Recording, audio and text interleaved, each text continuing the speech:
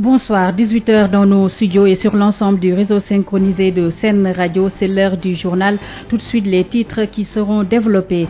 Sécurité de proximité après quartier sûr, place au projet commune sûr, annonce le directeur général de l'agence d'assistance à la sécurité de proximité. L'agence a reçu ce mardi le ministre de l'Intérieur qui a salué l'apport des ASP dans la sécurisation des biens et des personnes aux côtés des forces de sécurité. Ali Ngouille Ndiaye promet de se pencher sur le cas des 6000 ASP dont les contrats arrivent à expiration. Boulimie foncière aux alentours de l'aéroport militaire de Dakar, réduction de la surface et plusieurs constructions qui sortent de terre. Tel est le décor qui dérange le collectif pour la défense du littoral qui tire la sonnette d'alarme. La transformation d'une partie de cet aéroport militaire fait l'objet en espace vert, fait l'objet d'une pétition qui a déjà récolté 18 000 signatures. Le point dans cette édition. Sur l'international en Chine, le président Xi Jinping a promis à l'OMS que son pays ne compte pas cacher le démon de l'épidémie du coronavirus qui a déjà causé plus de 100 décès au moment où les États-Unis tentent de développer un vaccin contre et un 4e cas de coronavirus avéré en France. La page sportive et Info Éco vous seront également proposées dans cette édition, mise en onde par Alioune Badara Sosé.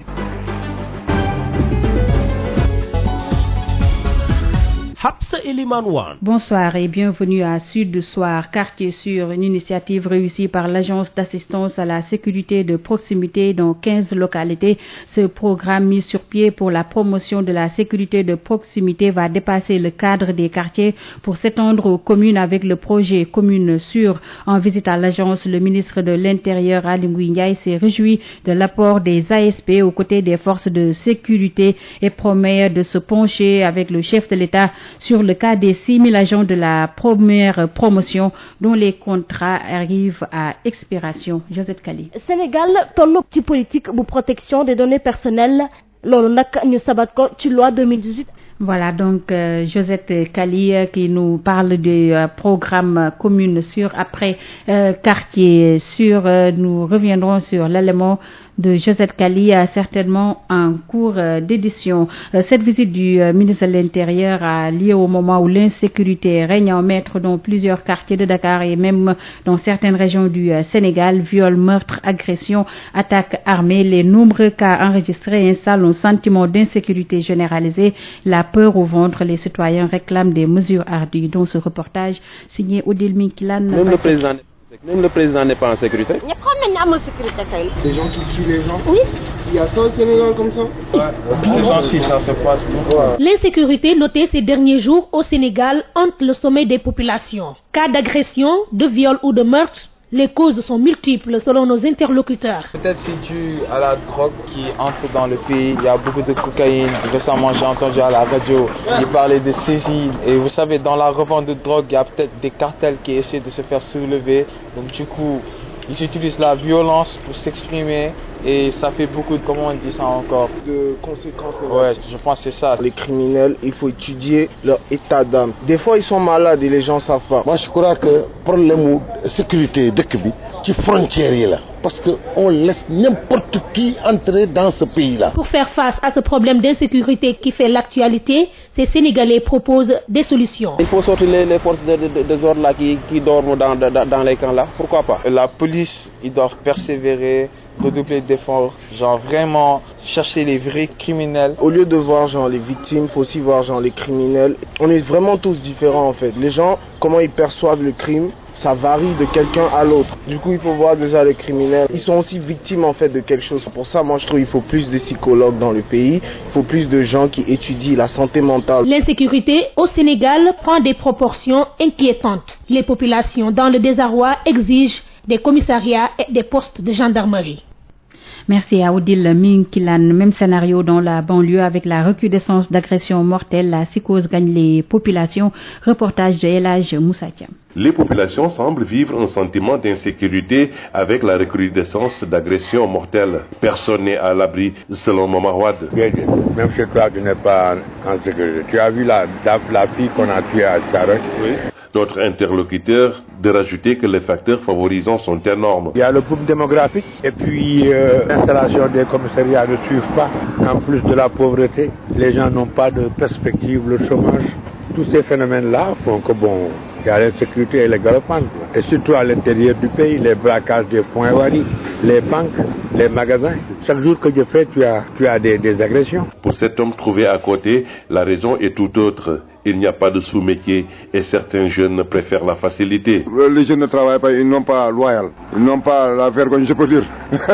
Ils n'ont qu'à aller chercher du travail, il n'y a pas de sous-métier. Le fait de gagner ton pain, là, je pense que c'est mieux. Selon Momawad, le renforcement d'effectifs de sécurité est imminent et surtout l'implication des populations dans la gestion de la sécurité par la dénonciation. Que l'État recrute des agents de sécurité, augmente le nombre de commissariats, les postes de gendarmerie et demande aux gens d'être vigilants, de dénoncer les mauvais comportements. Et je crois que si on fait cela, on pourrait arriver à des résultats propres. L'autre interlocuteur préconise aussi la renaissance des brigades de vigilance locale, et cela pour pallier à l'insécurité dans les quartiers. Une comité de vigilance, là, ça pourrait aider beaucoup, et puis ça va changer peut-être les... Dans la banlieue dakaroise, on a noté un renforcement d'effectifs dans beaucoup de commissariats. La question de sécurité doit être une affaire de tous, a indiqué un agent de sécurité sous le couvert de l'anonymat. Banlieue dakaroise, Elaz Moussa Thiam, Radio Sud FM. Merci à Moussa Thiam qui nous parlait de la recrudescence des cas d'agression dans la banlieue sénégalaise. Et nous reparlons donc de la visite du ministre de l'Intérieur ce matin à l'agence de proximité pour la promotion de la sécurité de proximité Quartier Sûr, une initiative réussie par l'agence d'assistance à la sécurité de proximité dans 15 localités. Ce programme mis sur pied pour la promotion de la sécurité de proximité va dépasser le cadre des quartiers pour s'étendre aux communes avec le projet Commune Sûre. En visite à l'agence, le ministre de l'Intérieur, Aly Ngouille Ndiaye, s'est réjoui de l'apport des ASP aux côtés des forces de sécurité et promet de se pencher avec le chef de l'État sur le cas des 6000 agents de la première promotion dont les contrats expirent en mars. Josette Kali. Dans le cadre de la promotion et de la sécurité de proximité, au moment où des crimes et autres violences sont de plus en plus notés, les ASP veulent apporter des réponses à l'insécurité, d'où la mise en place du programme Quartier Sûr dont les tests ont donné satisfaction. Biram Faye, directeur général de l'agence d'assistance à la sécurité de proximité. Le cœur de notre métier, ce sont les quartiers sûrs. C'est une réussite totale. C'est pourquoi nous avons commencé à développer ce concept dans 15 quartiers de Dakar où la sécurité s'est renforcée davantage. Les commerces sont ouverts jusqu'à des heures très tardives le soir, ce qui n'était pas le cas avant. Parce que tout ce que nous faisons, c'est dans le cadre de la prévention, de la proximité, de l'assistance, du secours et de l'information, en complément avec la police et la gendarmerie. Hormis les quartiers, l'innovation pour l'agence et le démarrage des comités départementaux de sécurité en passant par le projet Commune Sûre. Nous avons fait une enquête cette année, nous démarrons avec Dara, Djolof avec le vol de bétail, avec Kédougou avec l'exploitation minière, également avec Salé Portudal avec le développement du tourisme et tous les fléaux qui sont collés à ce secteur. Au mois de mars, 6000 d'entre eux seront en fin de contrat et la perspective majeure pour Biram Faye reste la pérennisation de la collaboration. Pour la première génération, ils auraient dû terminer depuis longtemps, donc ils sont en train de finir les 6 ans. Mais notre ambition quand même nous oblige à leur offrir de meilleures perspectives pour qu'ensemble nous puissions réfléchir pour la pérennisation de l'institution. Le ministre de l'Intérieur, Aly Ngouille Ndiaye, promet de se pencher sur cette demande après s'être félicité du travail des ASP. Je suis également satisfait aujourd'hui du rôle des ASP pour aider la commune à collecter davantage de recettes. Et je vois aussi en bien que simple habitant d'un quartier l'espoir qui est en train d'être né au plan sécuritaire avec la présence des ASP. Sur la perspective, sachez que nous travaillons dessus. Après avoir expérimenté le programme Quartier Sûr dans 15 localités, les agents de sécurité de proximité vont poursuivre la lutte contre l'insécurité au niveau des communes avec le projet Commune Sûre. Sud FM. Parlons à présent de la boulimie foncière dans la zone de l'aéroport militaire. On grignote l'assiette foncière, mais la surface est désormais réduite. Le mur de délimitation repoussé, plusieurs constructions déjà visibles. Le collectif pour la défense du littoral alerte sur cette spéculation foncière. Amadou Moustapha Dian. Les traces visibles sur le sol nous indiquent que des travaux de terrassement ont fraîchement été effectués sur cette vaste assiette foncière située aux Almadies, dans la zone de l'aéroport Léopold Sédar Senghor, juste derrière la station Eydon. Ils ont un peu diminué la surface de l'aéroport pour vraiment donner ça, je sais pas, bon, nous dire que comme ça, bon. Ici, le foncier a de la valeur et les bâtiments sortent de terre comme des champignons. Une spéculation foncière de haut vol, car de jour en jour, l'on grignote en sourdine les terres, ou plutôt ce qui en reste de l'aéroport Léopold Sédar Senghor. Saliou Bey, qui connaît bien la zone, par ailleurs membre du collectif pour la préservation du littoral, dénonce. Donc je ne suis pas du tout d'accord. On donne ça à des individus. Bon, vous voyez que ça faisait partie de l'aéroport. On a vu des constructions en cours, certainement, ce sont des habitations, des maisons. Bon, c'est des habitations, tout ça, c'est après 2012. Tout ce que vous voyez ici, c'est après 2012. Avant 2012, tout ce que tu vois ici, il n'y avait rien. Il n'y avait absolument rien. L'aéroport est juste derrière là-bas. Derrière, vous voyez le mur, et derrière, c'est l'aéroport. Il se désole de l'accaparement systématique au profit de particuliers, alors que ces terres pourraient bien recevoir des infrastructures d'intérêt commun. Pourquoi tous les espaces qui restent là, on pense qu'à des constructions? Je crois qu'ici, ça pouvait un hôpital, université, un terrain de football, et tout ce que tu veux pouvait être ici. Mais on donne ça à une tierce personne, alors que cet espace-là devait profiter aux 12 millions de Sénégalais. Daouda Gueye, membre de la famille Lebou et ouvrier, revient juste de son chantier. Il travaille ici et connaît bien aussi la zone. Il se désole de la situation en cours et constate avec impuissance. Vous voyez, comme vous le voyez, fi ñu toll côté ba la yëpp nekk na benn cité président sax amul tur amagul sax tur. Cité la gars yi nekk nañu fa. waaw cité la moom c'est une grande cité moom wax dëgg yàlla fi ñu toll nii. aéroport bi la bokkoon moom. Aéroport bi la bokkoon parce que saaxee nañ ko. Tout cela conduit Saliou Bey à se poser cette question suivante. Est-ce que réellement le président il est au courant? Parfois tu te poses la question. Amadou Moustapha Dia, une pétition a été lancée pour qu'une partie de l'aéroport militaire soit transformée en zone verte. 18 000 signatures déjà récoltées. Nous écoutons à ce propos l'initiateur du projet, Mamadou Sakho, avec Birama Ndiaye. Pourquoi ce choix? Parce que effectivement, on sait que l'aéroport a déménagé depuis quelques années. Et aujourd'hui, la capitale sénégalaise et même les villes du Sénégal en général manquent cruellement d'espace vert. Et voilà, on sait que l'aéroport aujourd'hui fonctionne, mais d'un autre côté aussi, les terrains commencent à être vendus. Et il était pour moi évident, et pour beaucoup de Sénégalais, il était évident que cet espace soit réservé à une utilité publique. Et quoi de mieux qu'un espace vert, un jardin, un parc, pour que tous les Sénégalais puissent s'y retrouver. Et combien de signatures avez-vous obtenues depuis le lancement de la pétition? Depuis à peu près 2 semaines qu'on a lancé la pétition, nous sommes aujourd'hui à 18 000 signatures. Donc 18 000 personnes qui pensent qu'il est temps qu'on puisse respirer à Dakar, qu'on puisse revenir au vert du Cap, comme on dit. On est dans la zone du Cap Vert. Le vert commence à mourir, donc il faudrait qu'on revienne à ce vert-là. Oui, est-ce que vous pensez que les autorités seront réceptives au projet?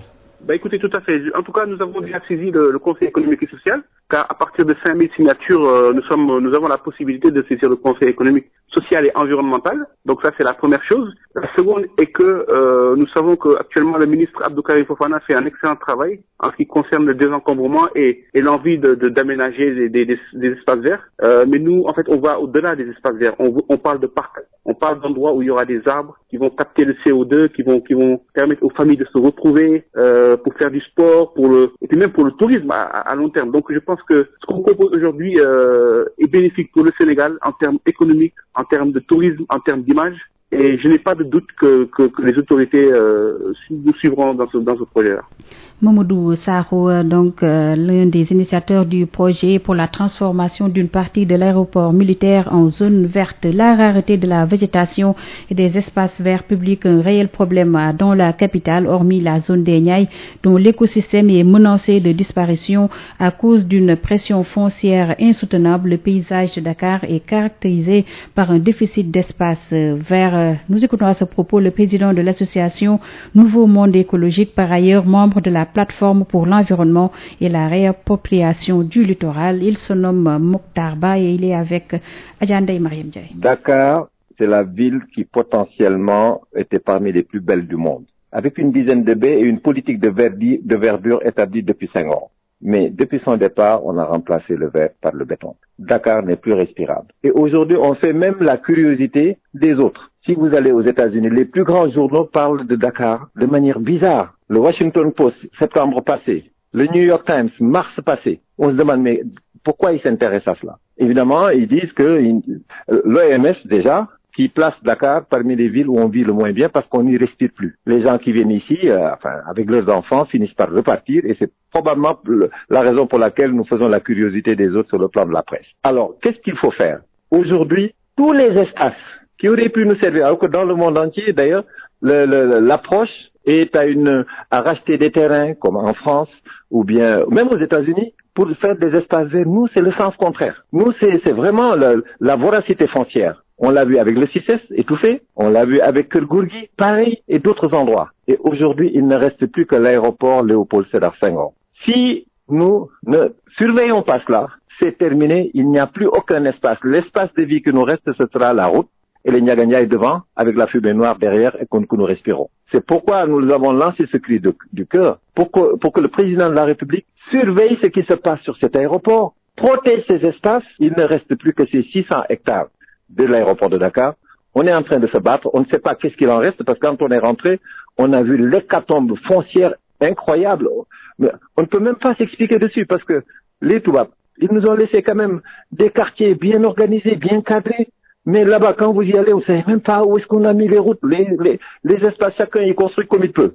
Et donc, on est en train de se battre pour essayer de récupérer le minimum qu'on puisse récupérer là-bas. Mokhtar Ba, président de l'association Nouveau Monde Écologique, et nous reparlons de l'affaire Petrotim. Après les auditions, les plaintes déposées avec constitution de partie civile, la procédure n'avance pas du tout. La chambre d'accusation a été également saisie. Ces lenteurs inquiètent le CRD, c'est le Congrès de la Renaissance démocratique. Nous écoutons l'un d'entre eux, Mamadou Lamine Diallo, avec El Hadj Malick Ndiaye. Initiative du procureur. Après la sortie de BBC dans cette affaire, ils ont fait un appel à témoins. Ensuite, le juge d'instruction, le doyen des juges, nous a reçus. Bon, mais ça, c'est une chose. Mais en ce qui nous concerne, nous, CRD, Abdoul Mbaye et moi-même avons déposé une plainte avec constitution de partie civile, puisque Abdoul Mbaye lui-même était impliqué dans la signature du décret qui a donné les blocs à Petrotim. Moi-même, je suis député et l'Assemblée nationale, la Constitution me donne la possibilité de me porter partie civile. Et donc, voilà ce que nous avons fait. Jusqu'ici, le juge d'instruction n'a pas voulu nous donner le montant de la consignation pour démarrer les enquêtes. Nous avons saisi la chambre d'accusation. Jusqu'ici également, rien du tout. Bon, mais nous avions anticipé, de toute façon, ces lenteurs de la part de la justice. Mais ce combat continue, de toute façon, et il est également à l'international. Justement, est-ce que cette lenteur vous inquiète? Oui, ça nous inquiète, mais enfin, c'est un problème général. Vous savez que la question fondamentale aujourd'hui dans ce pays, sur le plan institutionnel, c'est la justice. C'est l'indépendance de la justice. Ça fait partie de notre programme politique dans le CRD.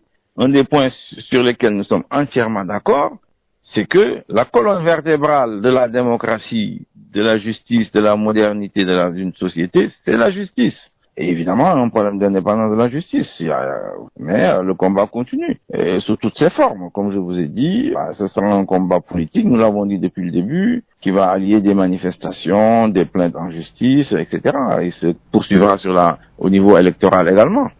Mamadou Lamine Diallo, président du mouvement Tekki, et toutes les enquêtes ouvertes impliquant des personnalités n'ont pas abouti pour l'affaire Petrotim qui implique Aliou Sall, le frère du chef de l'État. Il faut une commission rogatoire internationale, d'après le coordonnateur adjoint du Forum civil, Abdoulaziz Diop, avec El Hadj Malick Ndiaye. Nous avons vu que presque toutes les enquêtes qui ont été ouvertes dans des dossiers où des personnes ont été incriminées, souvent, n'ont pas abouti à grand-chose. Et je pense qu'il faudrait d'abord aller vers une commission rogatoire internationale pour que ce dossier puisse avancer. Parce que depuis l'audition des témoins, depuis que l'affaire a éclaté, c'est bien sûr que le temps de la justice n'est pas le temps du peuple. Mais une enquête aussi doit être confinée à une temporalité. Mais je pense que aujourd'hui, comme vous l'avez dit et que tout le monde le constate, l'affaire ne bouge pas. Mais peut-être revenir sur un élément de fait. Parce que l'affaire Petrotim, je pense à l'acte en soi. est légal. Parce qu'il n'y avait aucune réglementation stricte sur les cessions-transferts. Et mieux, au Sénégal, nous ne disposons pas encore d'une loi sur les conflits d'intérêts de portée générale. Mais sur le plan moral et éthique, l'acte est amoral. Parce que le président de la République, sachant que son frère était incriminé dans un dossier avec Franck Timis, donc ne devrait pas signer ce décret. Mais comme l'acte est déjà là, moi je pense qu'il faut aller dans le sens des réformes. Pour d'abord avoir une loi sur les conflits d'intérêts de portée générale, pour que plus jamais ces questions ne se reproduisent plus. Mais mieux aussi, la loi sur l'exigence 2.5, sur la propriété réelle, qu'elle soit vraiment effective. Parce que le deadline, c'était le 1er janvier 2020. Et c'est une exigence qui exige aux États qui sont membres de l'ITE de divulguer les personnes physiques qui sont derrière ces entreprises minières, gazières ou pétrolières. Et c'était depuis le 1er janvier, le décret est dans le circuit. Donc je pense que cette affaire-là devrait non seulement connaître une tournure internationale, parce qu'il y a des cabinets d'avocats spécialisés aujourd'hui qui sont spécialisés en ingénierie contractuelle.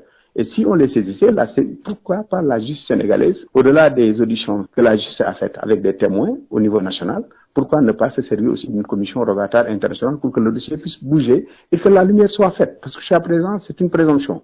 Mais au moins, que les responsabilités soient situées, que la lumière soit faite pour qu'on puisse avancer vers d'autres défis. Abdoul Aziz Diop, il est le coordonnateur adjoint du Forum civil. Il revenait sur l'affaire Petrotim. L'Afrique de l'Ouest en conclave à Dakar pour une position harmonisée à Beijing.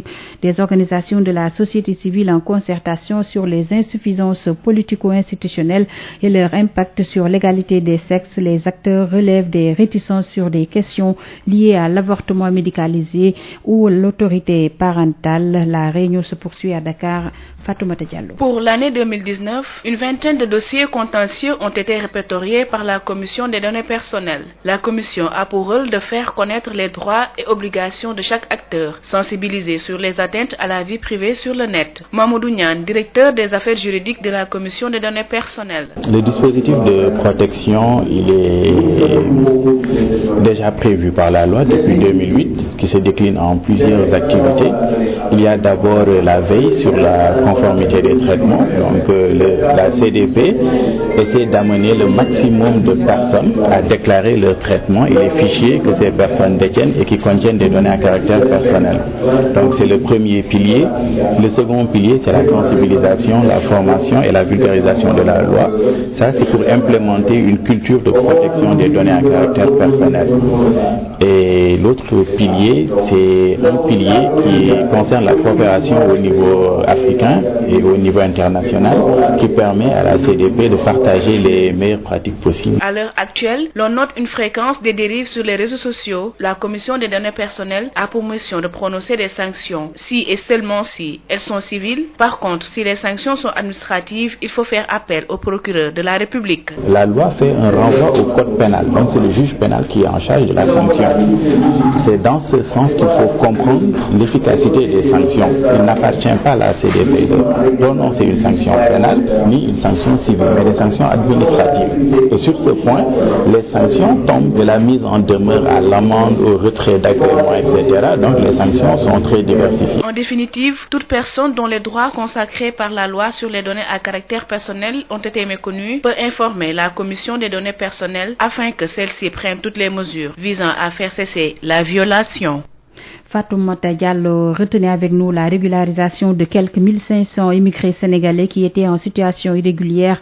C'est le chef de l'État, le président Macky Sall, qui l'a fait savoir au cours d'une conférence de presse conjointe entre lui et son homologue turc, le président turc, et depuis hier dans nos murs. Nous y reviendrons avec Babacar Samb qui a assisté à cette conférence de presse pour Sen Radio. International. Sur l'international, le président chinois Xi Jinping a promis aujourd'hui à l'OMS que son pays n'entendait pas cacher le démon de l'épidémie de pneumonie virale qui a déjà fait plus de 100 morts en Chine. Retenez un 4e cas de coronavirus avéré en France d'après une source officielle. Au même moment, les États-Unis tentent de développer un vaccin contre le nouveau coronavirus chinois. Plusieurs pays s'apprêtent d'ailleurs à évacuer leurs ressortissants de Wuhan. Ces ces opérateurs. Donc, ces opérations sont sur le plan diplomatique causent beaucoup de problèmes puisque le gouvernement chinois souhaite que ces rapatriements se fassent en toute discrétion. Le général Djibril Bassolé est autorisé à quitter le Burkina Faso pour des raisons de santé. L'ancien ministre des Affaires étrangères atteint d'un cancer va pouvoir venir se soigner à Paris. Le consulat de France à Ouagadougou lui a accordé un visa de court séjour renouvelable sur place. Pour rappel, le général Djibril Bassolé a été condamné à 10 ans de prison ferme pour le putsch manqué de 2015. Vous l'avez compris, nous allons parler de sport à présent avec Claude Leroy, reconduit à la tête des éperviers du Togo, même si la durée du contrat n'est pas encore dévoilée. Il a pour objectif la qualification à la CAN 2021 et au Mondial 2022. Voici les explications du rédacteur en chef de Africa Top Sport, Stéphane Leveau, avec El Hadj Malick Ndiaye. Tout ce qu'on peut dire, c'est que oui, le contrat de Claude Leroy a été renouvelé et malheureusement, on ne sait pas la durée du contrat, de ce nouveau contrat-là. Et on sait que les objectifs qui sont signés à Claude Leroy, c'est qualifier le Togo pour la CAN 2021 et la Coupe du Monde 2022. À part ça, il n'y a pas véritablement de détails. La fédération n'a pas communiqué plus en détail sur ce nouveau contrat-là et tout ce qui l'entoure. Donc, c'est tout ce qu'on peut dire à l'instant. En tout cas, tout ce qu'on peut dire, voilà, comme je disais, c'est que le contrat a été renouvelé. Le premier contrat qui a été signé en 2016, devait conduire Claude Leroy jusqu'à la CAN 2019, voilà. Et malheureusement, le Togo n'a pas pu se qualifier à la CAN 2019, mais le gouvernement, qui est le premier employeur du sélection national et qui paie donc son salaire, a décidé de renouveler ce contrat-là. Et pourtant, Steven Devois s'était levé pour exiger le départ de Claude Leroy. Oui, exactement. Vous savez, un sélectionneur ou un entraîneur, lorsque les résultats ne sont plus là, comme d'habitude, c'est souvent lui qui est indexé. Donc, depuis l'arrivée de Claude Leroy, les résultats n'ont pas véritablement suivi. Du coup, il y a beaucoup de voix qui sont élevées. Il y a eu même, entre-temps, une marche, une manifestation pacifique de supporters pour dénoncer le contrat de Claude Leroy. Récemment, encore, lorsque Claude Leroy s'est présenté au stade national du Togo pour une manifestation, il y a eu dans les tribunes des cris à la démission. Donc voilà, c'est vrai que tout le monde, il y a beaucoup de gens qui ne sont pas contents de Claude Leroy, mais bon, comme je vous ai dit, l'employeur numéro 1 qui est l'État Togo ne trouve pas de problème à ce qu'il continue, donc voilà, il est toujours là. Pour rappel, le Togo est dans la poule H avec le Sénégal, le Congo et la Namibie pour les éliminatoires du Mondial 2022. Pour la première journée, les Lions reçoivent les éperviers du Togo les 9 et 11 octobre 2020. Nous changeons de discipline, c'est pour parler de lutte. Dans une lettre adressée aux promoteurs et aux managers, le CNG a pris de nouvelles mesures. Désormais, l'attribution d'une date à un promoteur nécessite un dépôt de dossier qui correspond comprend une demande. Les détails, c'est avec Tchernouka, il est avec El Hadj Malick Ndiaye. Écoutez, il s'agit tout simplement de mieux rationaliser cette histoire de face à face. Souvent, il y a des débordements après les manifestations qui nécessitent l'intervention souvent des forces de l'ordre, etc. Parce que ça fait longtemps que le CNG, il s'agit en fait d'un rappel. Le CNG avait déjà sorti une lettre circulaire par rapport à l'organisation de ce face-à-face-là, en demandant aux promoteurs de régulariser les combats avant d'organiser un quelconque face-à-face. Parce qu'un combat qui n'est pas régularisé peut être considéré comme un combat qui n'est pas encore officiel. Donc il s'agit tout simplement de mettre un peu d'ordre dans l'affaire. Je rappelle qu'il s'agit là d'une lettre circulaire de rappel, parce que ceci avait déjà été fait depuis 1 ou 2 ans. Mais nous avons vu que les promoteurs continuaient à organiser des face-à-face alors que les combats n'étaient pas officiels. Donc il ne s'agit de rien de nouveau, c'est tout simplement une lettre circulaire de rappel. Mais dans tous les cas de figure, lorsqu'il y a un règlement, il y a certainement des conséquences qui pourraient être, envoyées, ou des conséquences qui seraient appliquées aux fautifs. Donc je pense que ça devrait certainement s'entendre. La 4e édition du sommet sur les opportunités dans le secteur du pétrole et du gaz dans le bassin sédimentaire que le Sénégal partage avec la Mauritanie, la Gambie, la Guinée-Conakry et la Guinée-Bissau s'est ouvert aujourd'hui. Pour cette première journée, les acteurs se sont penchés sur l'apport du contenu local dans ce secteur. Dominique Kama. Le secteur privé national était à l'honneur lors de cette ouverture du forum entièrement consacré au contenu local. En ce premier jour, le contenu local ne sera pas laissé en rade dans l'exploitation prochaine du pétrole et du gaz. Mamadou Fall Kane, vice-secrétaire permanent du COS-Petrogaz. L'objectif, c'est que le secteur privé national puisse capter le maximum de parts de marché. Le maximum de parts de marché en encadrant leur participation, en leur réservant même des parts et en les soutenant pour qu'ils se mettent à niveau. Voilà, ils ont besoin, pour certains, de se mettre à niveau. Comment on le fait? C'est par des formations, c'est faciliter l'accès au financement pour qu'ils puissent exécuter les projets pour lesquels ils peuvent prétendre soumissionner et surtout favoriser des partenariats. Cette implication du secteur privé national permettra de maintenir une partie des bénéfices de l'exploitation de ces ressources naturelles dans le pays. La plupart des biens et services sont produits à l'étranger, donc même quand l'argent est investi au Sénégal, ça repart puisque c'est capté par des prestataires de services étrangers. Et donc nous avions pensé à l'époque très important d'organiser un espace d'échange et de rencontre entre le secteur privé national qui va au contact avec les prestataires de services internationaux, nouer des partenariats pour soumissionner aux appels d'offres des compagnies pétrolières et de services. Le forum se poursuit ce mercredi avec des panels sur les gisements de pétrole et de gaz. Cela se fera en présence du ministre de tutelle. Dominique Kama, nous nous intéressons au cadre juridique sur le contenu local. Après le vote de la loi, les décrets d'application sont en cours d'élaboration pour fixer les procédures. Propos du vice-secrétaire permanent du COS-Petrogaz, Mamadou Fall Kane, avec Dominique Kama. Le président de la République a donné comme cap à l'horizon 2030 50% de la production des biens et services qui doit être fait au Sénégal. Alors, c'est un chiffre très ambitieux, mais qui est à notre portée. Donc, il s'agira de positionner le secteur privé national pour capter le maximum de parts de marché. Donc, en cela, nous avons voté une loi en début 2019, donc là les décrets d'application sont en cours d'élaboration. Il y a eu de larges concertations qui se sont faites de manière inclusive, participative et transparente avec tous les acteurs du secteur privé national, le secteur privé international, la société civile. Et donc ensemble, nous avons défini une vision pragmatique et graduelle, c'est-à-dire qu'on ne peut pas avoir le contenu local tout de suite et maintenant, donc il faut le bâtir. Donc ça se construit avec le temps, avec l'Institut national du pétrole et du gaz qui a été lancé l'année dernière. L'Institut va accompagner le développement de ces compétences-là à travers des offres de formation pour le secteur public et pour le secteur privé. Et en cela également, l'État dispose d'outils d'accompagnement à longue prise pour les aider à se hisser aux normes et standards qui sont exigeants dans l'industrie pétrolière. Donc l'État met un ensemble d'outils, d'instruments pour soutenir le secteur privé. Parce qu'il faut les soutenir en termes de formation, en termes de financement, mais aussi mettre en place un cadre juridique qui va obliger les sociétés de services à s'associer avec eux.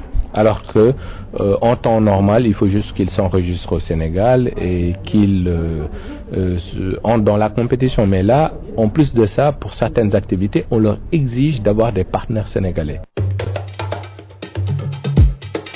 Petrosen, la société des pétroles du Sénégal, vous a offert le journal du sommet consacré aux opportunités d'exploration du pétrole et du gaz en Mauritanie, Sénégal, Gambie, Guinée-Bissau et Guinée-Conakry.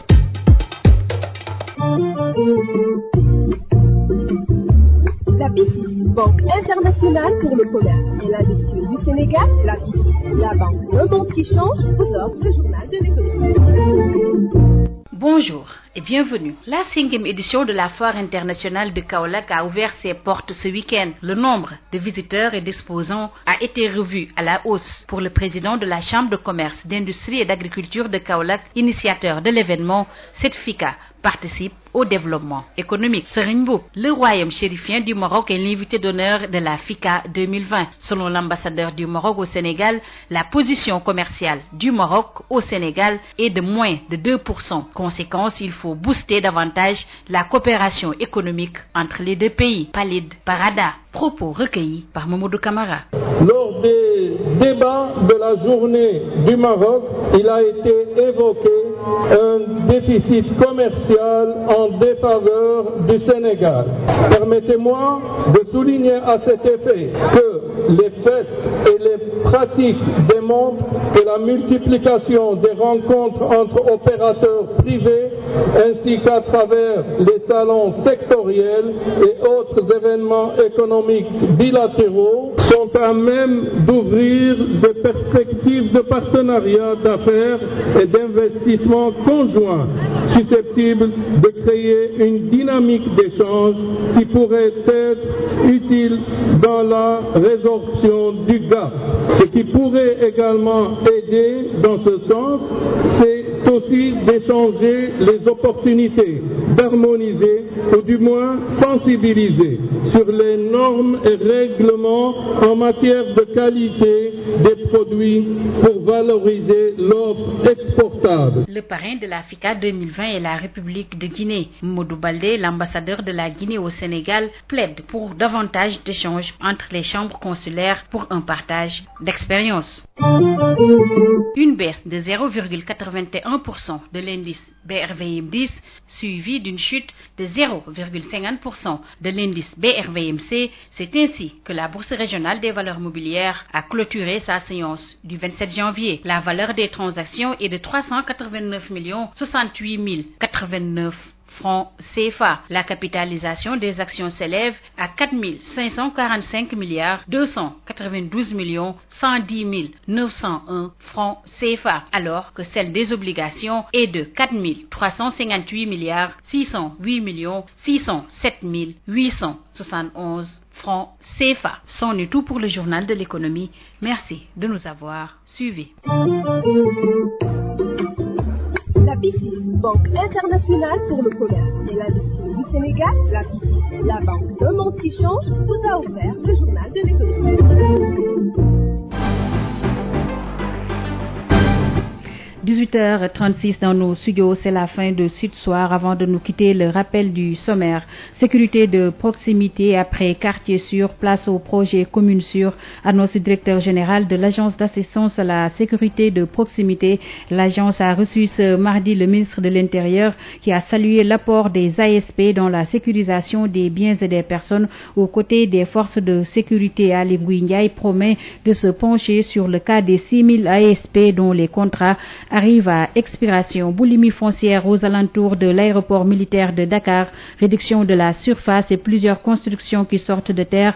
Tel est le décor qui dérange le collectif pour la défense du littoral qui tire la sonnette d'alarme. La transformation d'une partie de cet aéroport en zone verte fait l'objet d'une pétition qui a déjà récolté 18 000 signataires. Sur l'international en Chine, le président a promis à l'OMS que son pays ne compte pas cacher le démon de l'épidémie de coronavirus qui a déjà causé plus de 100 décès au moment où les États-Unis tentent de développer un vaccin contre et un 4e cas de coronavirus avéré, donc enregistré en France d'après une source officielle. Vous avez également eu droit à la page sportive et à Info Éco. Merci à Lune Badara Socé qui a assuré les opérations techniques. Merci également à vous auditrices et auditeurs de Sen Radio. jaajëfal leen bu baax ci fasante kóllëre gi écouté gi ci tànn gi Sud FM Sen Radio 98.5 Dakar kaddu gi bàyyi ko Sacré-Cœur ñu lëkkaloo ci ak suñuy diwaan juróom-ñeenti waxtu bisimila ci xibaar yi.